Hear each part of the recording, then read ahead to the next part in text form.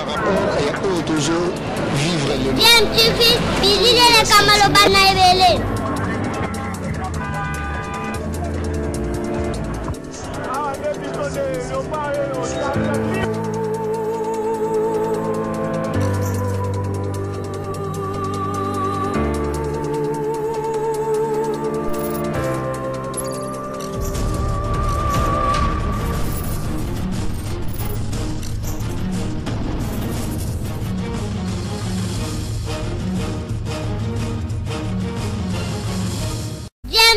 toujours en avant. Vous êtes sur DMTV, bonjour ou bonsoir, tout dépend de l'heure à laquelle vous nous suivez. Tout plaisir est pour nous de vous retrouver, mais surtout de savoir que vous êtes nombreux en train de suivre votre chaîne YouTube DMTV. DMTV qui vous propose l'actualité, mais vous propose également des analyses et des réflexions sur des sujets d'actualité, des faits sociaux ou tout simplement des réalités que nous observons ici chez nous en République démocratique du Congo. Nous sommes jeudi 18 mars 2021 et hier, mercredi 17 mars 2021, est décédé à Dar es Salaam le président tanzanien John Magufuli. L'annonce en tout cas a été faite par la vice-présidence de ce pays. On sait que c'est une dame qui a la tête, qui est la vice-présidente au sein de ce pays. Il s'agit bien de madame Samia Suluhu Hassan qui a annoncé en tout cas à la télévision nationale le décès du président John Magufuli qui serait décédé en tout cas de suite des complications de Dar es Salaam, la capitale tanzanienne. Il est décédé à l'âge de 61 ans, lui qui est né en l'an 1959. John Magufuli, un panafricaniste dont la mémoire est saluée par plusieurs Africains ici chez nous en République démocratique du Congo. Des journalistes témoignent sur cette personnalité qui luttait en tout cas pour l'indépendance totale de l'Afrique, que l'Afrique puisse se libérer en tout cas des occidentaux et donc essayer de se tailler son propre chemin. On l'a vu aussi lors de la gestion de cette pandémie à Covid-19, une gestion un peu différente de celle d'autres pays. Lui qui ne croyait pas en tout cas en la présence de cette maladie en Tanzanie, qui a invité à plusieurs reprises la population de prier et d'utiliser plutôt des moyens qu'on a toujours eu à utiliser dans nos pays africains, des moyens traditionnels pour lutter contre des maladies. C'est ce qu'il recommandait aussi au peuple tanzanien. C'est donc une très grande perte pour l'Afrique. L'Afrique qui venait de perdre tour à tour plusieurs personnalités. Si en République démocratique du Congo, on a perdu Henri Thomas Lokondo, un honorable député. Et en Côte d'Ivoire, le premier ministre ivoirien Ahmed Bakayoko est décédé également. C'était le 10 mars dernier. Et hier, mercredi le 17 mars, c'est le tour de John Magufuli. Je vous propose de suivre le témoignage de quelques journalistes congolais sur l'homme Magufuli, sur ses convictions, et ensuite nous allons revenir pour placer un petit mot et conclure ce sujet. Je rappelle que vous suivez votre chaîne YouTube DMTV. Si vous n'êtes pas encore abonné, s'il vous plaît, abonnez-vous et n'oubliez pas d'activer la notification, juste un clic sur cette petite cloche que vous verrez apparaître parce qu'elle vous permettra de ne plus rien manquer des prochaines vidéos que nous allons vous proposer. Suivant cet extrait, nous nous retrouvons tout de suite après. John Pombe Magufuli, c'était pratiquement comme Pierre Nkurunziza, des panafricanistes, on peut comment le dire. C'était aussi ce qu'on appelait des coronasceptiques. Lui d'ailleurs disait mon pays n'a pas de coronavirus, et d'ailleurs c'était la prière comme faisait Nkurunziza, et Dieu protégeait la Tanzanie contre le coronavirus. Mais aujourd'hui il meurt, bien qu'on parle de corona ou pas. Votre réaction, Johnny Kaneda? Non, mais c'est d'abord de regretter cette perte pour l'Afrique et aussi pour nos frères africains de la Tanzanie, parce que le président John, c'est quand même parmi les pères, il est considéré comme le père de cette nation. Au même titre que chez nous, nous considérons les Lumumba, les Kasavubu et autres. C'est ce qu'ils représentent en Tanzanie. C'est vrai que chez nous, nous avons des personnalités qui se retrouvent vraiment en Tanzanie. C'est pratiquement leur, je sais pas, première patrie ou seconde patrie, je sais pas trop. Bon, est-ce qu'il y a des liens vraiment entre la Tanzanie et nous? Je ne sais pas trop, Mais il faut considérer quand même que c'est une perte.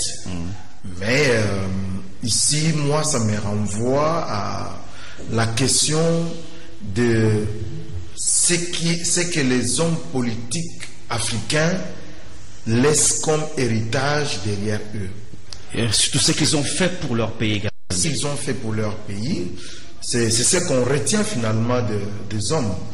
J'ai appris de quelqu'un qui me disait, un maître qui me disait, ce qui compte dans la vie, c'est une parenthèse, ce n'est pas comment on commence une relation, mais comment on la finit.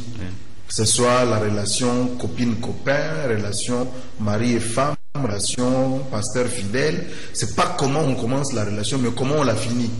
Parce que à l'Équateur, vous le savez mieux que moi, il y a un dicton qui dit libala ekufaka, mais libon masu ekufaka, mais libon etikalaka. Donc il y a de ces choses dans la vie qui ne peuvent pas passer avec l'homme.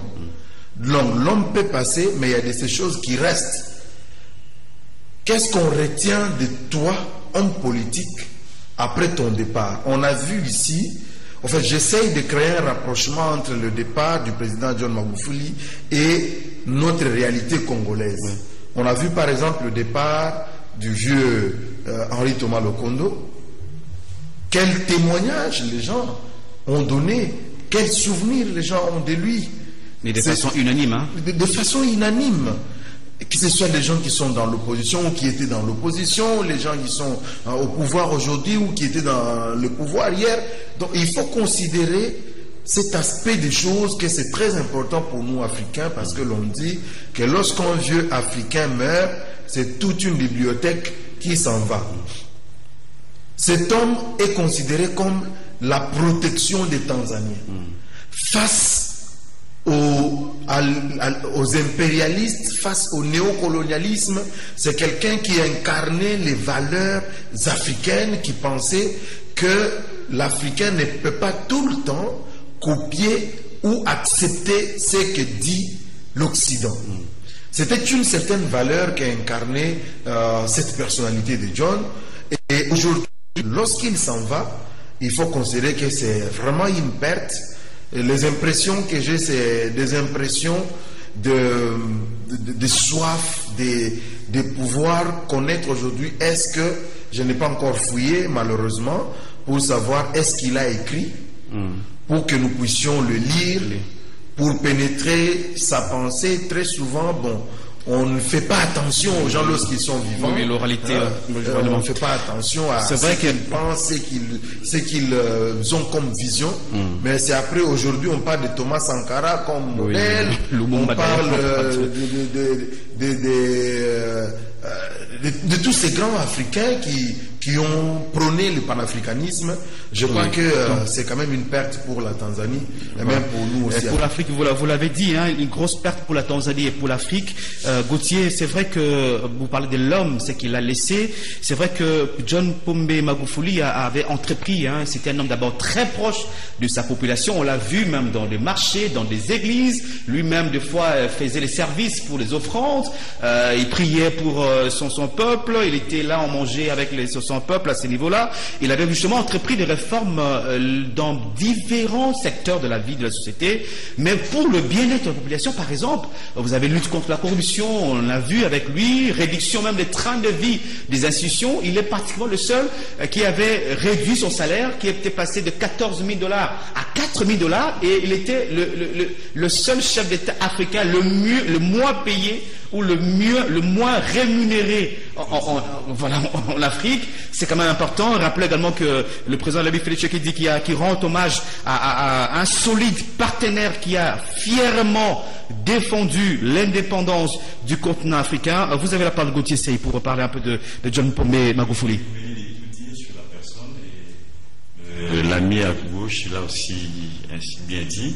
C'est une grosse perte pour les continents d'abord, et il faut aussi dire surtout pour la Tanzanie. Vous vous rappellerez quand on a annoncé la nouvelle, fallait voir comment est-ce que la population était inconsolable. Oui, sans parler d'ailleurs. Donc c'est pour dire que c'était vraiment pour eux une bénédiction d'avoir John comme président de la République. Et on ne peut pas spéculer sur ce qui est vraiment la cause de sa mort, mais on peut que c'est fait avec le communiqué officiel du vice-président. Mais il faudrait dire que s'il s'agit du coronavirus, ceux qui sont restés, certainement, ils en tireront des leçons. Et c'est une pandémie qui menace le monde et les continents aussi en particulier.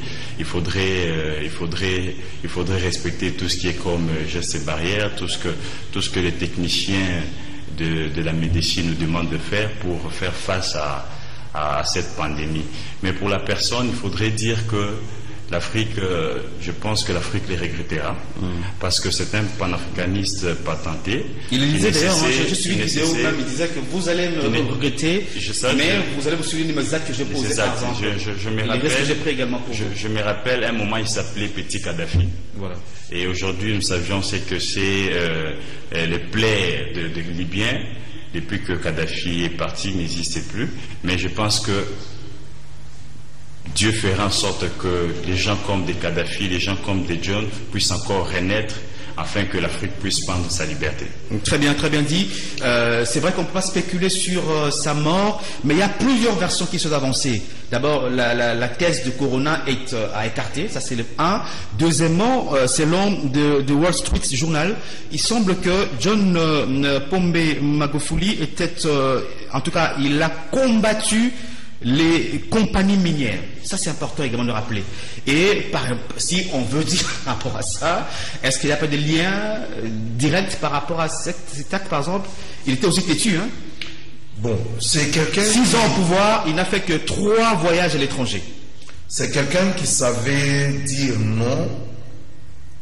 Est-ce qu'il faut que je dise quand il fallait dire non? Non, apparemment, lui disait non à tout moment. À ce qu'il considérait comme impérialistes, c'est-à-dire des prédateurs de la richesse africaine ou de l'appauvrissement, les acteurs de l'appauvrissement de l'Afrique et acteurs de l'enrichissement illicite de l'Occident. Exact. Il disait chaque fois non à ce mode de fonctionnement ou de collaboration supposé entre le Nord et le Sud.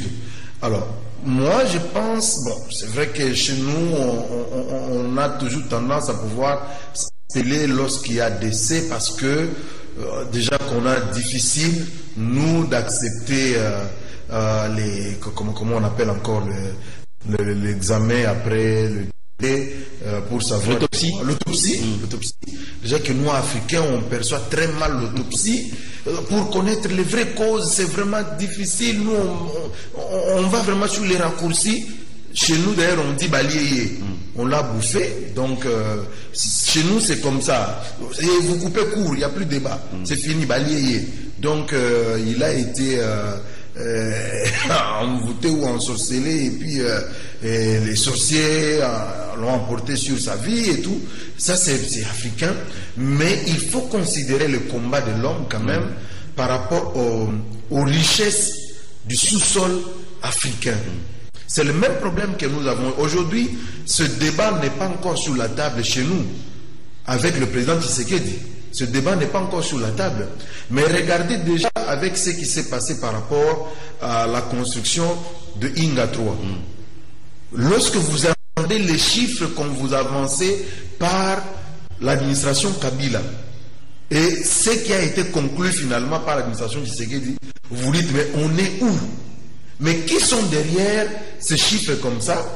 C'est un Américain quelque part, peut-être pas reconnu par son gouvernement, c'est peut-être un Libanais qui est derrière l'affaire, un Indien qui est derrière l'affaire, des réseaux de mafieux qui coopèrent avec des nationaux pour pouvoir piller les richesses africaines au profit des Occidentaux. Donc John considérait que les Africains doivent profiter en premier, même si il y a des contrats qui doivent être signés pour des entreprises, pour l'exploitation minière, il faut que les Africains aient plus de 50% de parts dans l'exploitation et même aussi dans les revenus de cette exploitation. Donc ça ne peut pas être accepté facilement. Et c'est pourquoi j'évoquais le cas de ce qui se passe chez nous. On a vu le départ de Henri Thomas Lokondo. Donc tous ceux qui s'opposent à la prédation n'ont jamais été les bienvenus dans le monde de business, dans le monde international, de lobbying, dans le monde. Ils n'ont jamais été acceptés. Permettez-moi de faire un petit raccordement frauduleux pour saluer quand même la mémoire d'Ahmed Bakayoko. C'est un Ivoirien. Les demi-dieux.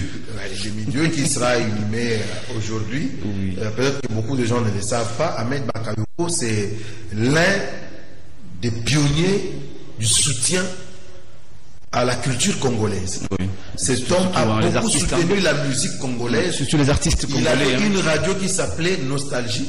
Et cette radio-là, en Côte d'Ivoire, diffusait à plus de 80% la rumba congolaise. Lui-même d'ailleurs, il était c'était vraiment un manager de la musique congolaise. C'est vrai que c'était un mentor pour beaucoup d'artistes africains. Hein, oui, il a beaucoup aidé les artistes congolais et africains.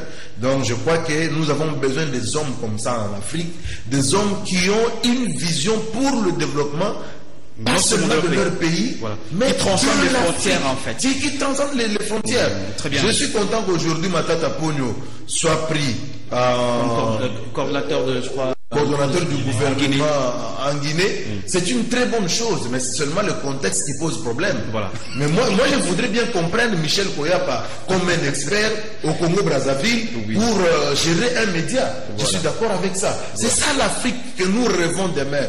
Une Afrique où on permet aux talents de pouvoir émerger au-delà des frontières de 2 300 000 quelques kilomètres carrés. Voilà, merci à vous pour ces témoignages. Je rappelle que Madame Samia Sulu Hassan, qui est d'ailleurs musulmane, qui va assurer l'intérim du président. Ça, c'est la constitution tanzanienne qui le dit. Il est d'ailleurs le deuxième ou la deuxième qui va assumer ses postes comme un musulman après Jakaya Kikwete. Voilà, nous sommes de retour. Hein. Vous venez de suivre là un extrait de l'émission Kiosque où des journalistes ont rendu hommage à John Magufuli, le président tanzanien décédé hier à l'âge de 61 ans. Et vous le savez, il sera l'intérim, en tout cas la tête de la Tanzanie sera assurée par une dame. Il s'agit bien du docteur Samia Hassan Suluhu, qui est vice-présidente de la Tanzanie. Ce sera donc elle la prochaine présidente de la Tanzanie, parce qu'elle occupait le poste de vice-présidente. À noter que le président John Magufuli a été réélu avec 84,40% de voix en novembre dernier. Il devait en tout cas faire un mandat de 5 ans qui allait le conduire jusqu'en 2025, mais l'Éternel notre Dieu aura décidé autrement et ce dernier nous a quittés hier de suite de complications cardiaques, et cela dans un hôpital de Dar es Salaam. Il y a peu, nous analysions en tout cas le fait que les dirigeants africains s'empressaient en tout cas à aller se faire soigner à l'étranger, mais ce n'était pas le cas pour John Magufuli, un homme de conviction, un panafricaniste qui croyait en tout cas à l'Afrique comme croyait en l'Afrique également Muammar Kadhafi. John Magufuli a été soigné en Tanzanie et est décédé en tout cas sur la terre de ses ancêtres. Nous saluons en tout cas la mémoire d'un panafricaniste, une personnalité qui avait une vision pour cette Afrique. Et je pense que si les autres chefs de l'État suivaient son exemple, ça allait être aussi bien. Vous avez suivi le témoignage de ces journalistes qui disent que c'était le président le moins payé de l'Afrique, non pas parce que la Tanzanie a prévu de moins payer son président, mais parce que lui-même avait décidé en tout cas de réduire son salaire de 14 000 mensuels à 4 000 pour privilégier l'intérêt commun, les urgences qu'il y avait en tout cas à faire au pays. Mais les Occidentaux retiendront peut-être autre chose de John Magufuli. Certains médias déjà parlent d'un président qui refusait de croire à l'existence du Covid-19, cette pandémie en tout cas qui a mis à genoux tout le monde entier. C'est cela ce que retient en tout cas les médias occidentaux, mais ce n'est pas ce que nous Africains allons retenir. C'est vrai que c'était une personnalité qui finalement lutter pour l'indépendance totale de l'Afrique face à ces Occidentaux qui n'hésitent toujours pas à exploiter les richesses des Africains au détriment des peuples africains eux-mêmes. Mais finalement, qui est John Magufuli qui vient de nous quitter? John Pombe Magufuli, fils de paysan devenu président de la Tanzanie en 2015, décédé à l'âge de 61 ans, autrefois loué pour son approche pragmatique. Il est ensuite devenu un dirigeant un peu controversé, notamment en raison de sa réaction face à la pandémie à Covid-19. Je l'ai dit, les médias occidentaux en tout cas ne le manquent pas, surtout par rapport à cet aspect de choses. Notez qu'il a été réélu pour un second mandat en 2020 alors que l'opposition l'accusait de fraude et d'intimidation. Avant d'être président, il a acquis le surnom de bulldozer pour avoir mené un programme de construction de routes en tant que ministre des Travaux publics. C'est un président qui avait beaucoup de convictions et qui croyait en ses convictions. Et d'ailleurs, l'opposition tanzanienne a fait passer en tout cas des rumeurs comme quoi il serait mort du Covid-19, comme quoi lui qui ne croyait pas en cette maladie est mort de la même maladie. C'est une information qui ne peut être confirmée. En tout cas, la version officielle est qu'il est décédé de suite de complications cardiaques dans un hôpital de Dar es Salaam. Et ça, c'est aussi à saluer. John Magufuli est mort dans un hôpital de Dar es Salaam. Ça signifie qu'il est mort dans les mêmes conditions que serait mort un Tanzanien lambda en Tanzanie au lieu d'être évacué à l'étranger. DMTV salue aussi la mémoire de ce panafricaniste. On n'en a pas beaucoup en Afrique. Ceux qui luttent réellement pour l'amélioration des conditions des Africains, ne pas satisfaire que ces Occidentaux qui viennent pour exploiter nos richesses, alors que nous-mêmes, nous continuons à croupir dans la misère. Voilà ce que nous avons voulu vous proposer, tout en présentant nos sincères condoléances à la population tanzanienne, mais à toute l'Afrique. Et le président Félix Antoine Tshisekedi, qui assume en ce moment même la présidence de l'Union africaine, a aussi partagé sa compassion avec le peuple tanzanien, saluant en tout cas la mémoire de John Magufuli qui vient de nous quitter. Merci à vous qui nous avez suivis. Si vous avez aimé, laissez-nous un like. Vous avez un point de vue à partager avec nous, n'hésitez pas de nous le laisser à travers un commentaire. Merci de vous abonner à cette chaîne. N'oubliez pas d'activer la notification. Merci encore une fois à vous. Nous espérons vous retrouver très prochainement avec un autre sujet d'actualité. En attendant, portez-vous bien et DMTV vous dit au revoir.